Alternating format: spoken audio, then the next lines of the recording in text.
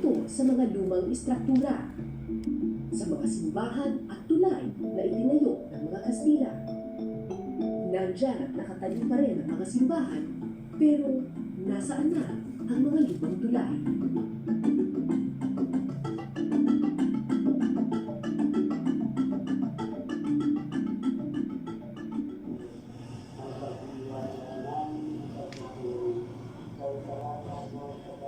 Matatagpuan sa bayan ng Mahayhay sa Laguna ang isa sa pinakamatandang simbahan sa Pilipinas.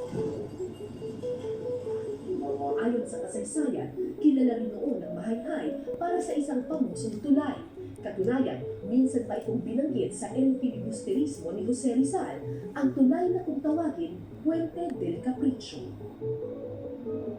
Pero wala ni isa sa aking mga napagtanungan ang nakakaalala sa Puente del Capricho.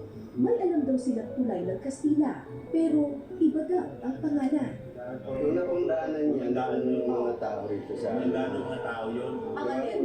Ito pong tulad dito. Bakit tulit pigi? Ay, ginagawa na po yan tulad na ating nga. Pigi, kaya hinanap ko na rin ito. Alam niyo po ito, tulay na to? Opo, nandiyan po.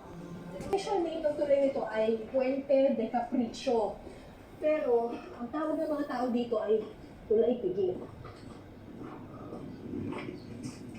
Maya-maya pa, napadaan ako sa isang tambakan ng basura. Saan yung tulay? Dito po. Dito pa? Tulay pa.